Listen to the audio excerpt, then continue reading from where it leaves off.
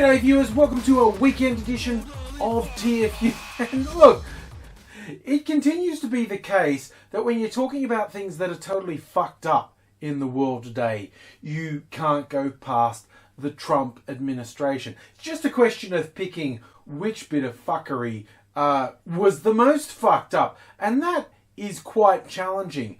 But I think in the last couple of days, the most fucked up thing that happened is one of his chief spokespeople, Kellyanne Conway, referring to the Bowling Green Massacre. She basically said, look, all you people are complaining about Trump's ban of Muslims, which isn't a ban of Muslims, except it is because it's catering to this racist base. But when someone puts us on the spot, we're going to say it isn't. Even though we've explicitly said it is, we're also going to say it isn't, because basically we think we can treat people like idiots, and what are you going to do about it? Well, you know, at least occasionally some people in the media are questioning them on it. But basically, Kellyanne Conway said, "Are you okay? You know what? You know why we're being stricter on what refugees from these countries can come here? Because there was a thing you didn't hear about, because it wasn't reported on,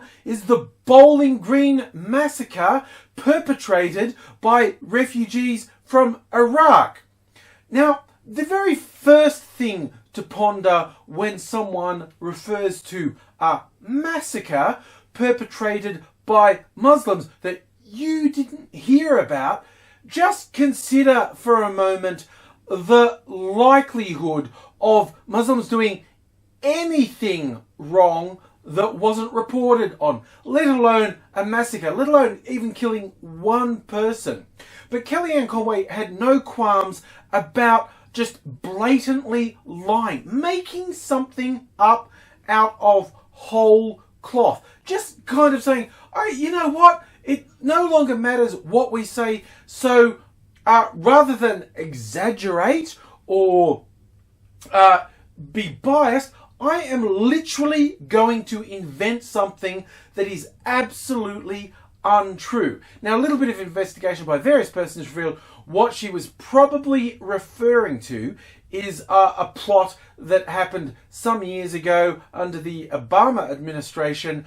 Two people who were granted refugee status from Iraq but were investigated and found to be guilty of trying to help people in Iraq stage attacks on American military in Iraq. So they were doubtless complete fucking assholes, but they categorically had no plans whatsoever, let alone perpetrating a massacre. They didn't have plans to do any activity in America. So Kellyanne Conway just blatantly lied, just made something up that had no basis in reality whatsoever. Now, a day or so after being called on, I said, okay, I slightly said the wrong word. I didn't mean the Bowling Green Massacre. I meant the Bowling Green terrorists, because there were two bad people in this place called Bowling. And it's like, no, that isn't what happened. She didn't misspeak. She, in a premeditated fashion, decided, I am just going to fucking make something up. That's what I'm going to do. To justify the behaviour of the current administration, I am just going to blatantly lie that 5 seconds of checking will prove that I lied. Because she wanted to see if she could get away with it. Now, by some small miracle, it turns out she couldn't get away with it. And I'm a little bit surprised that she wasn't able to get away with it and actually back down. But you wait and see in the coming weeks and months how many fuckwit Trump supporters will start going on about the Bowling Green Massacre as if it was a thing. And it's not a thing. And look, I'm getting as much of a giggle as anyone about everyone taking the piss out of that, having memorials for the Bowling Green Massacre, doing fundraising for victims of the Bowling Green Massacre, saying how Frederick Douglass and should have spoken out more against the Bowling Green Massacre, referencing the fact that it seemed that Trump and his press secretary didn't know that Frederick Douglass had been dead for a while when they mentioned him in relation to Black History Month in the US. So it is actually important to notice about this thing. This was not a mistake. This was not misspeaking. This was a key person in the Trump administration deliberately deciding to completely fabricate something that anyone apart from a fucking infant would know was a lie, just to see if they could get away with it. Because that's the world we live in now. And yes, people keep saying, well, when they do crazy shit like this, is it an attempt to distract us from some actual shit they're doing? And look, this and the travel ban are bad enough in themselves, but just some stuff that's got slightly less attention. That one of the things Trump signed an order is to start rolling back the Dodd-Frank Act, trying to rein in the corrupt and criminal behaviour of big financial bodies after the global financial meltdown.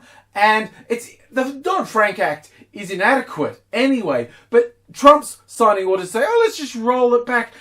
My favourite one was saying, oh, you know what? This bit here about financial advisors have to act in your interest. Oh, that's just bureaucracy. That's taking away choice from the public. They are trying to tell people that, oh, you know what? Financial advisors should be able to do stuff that they know will lose you money without being punished. That's what this is. When it's saying, there's a law saying like, oh no, a financial advisor has to act in your interests. They can't do trades that they know will hurt you. Trump and co are just saying, oh, that's a bad rule. No, that's a bad rule. And I just wonder at what point the fucking morons who say they voted for Trump because they're the working white people who are sick of being done, when they wake up and go, oh wait, he's fucking us harder than we've ever been fucked before. Because that's the reality. Like another of his executive orders, just releasing environmental protections that stopped mining operations from letting their pollution just run straight into water supplies. It's like, when you see the big noticeable one in the US was Flint, Michigan, poisoning the entire city with contaminated water. But when I looked at the reporting and the people who were just not caring about it, it's obvious there's this undercurrent of those people, they're just lazy and honestly quite kind of black,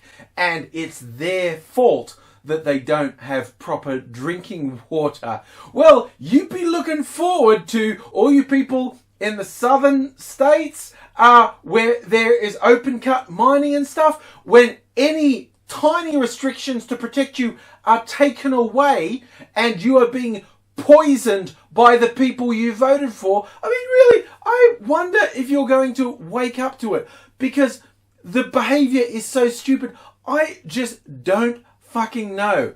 I have no idea what's going to happen. Like I said, when you see people that are just blatantly lying and are Trump's executive orders, the ones that are getting slightly less attention, are going to brutally hurt the people who are supposedly his core.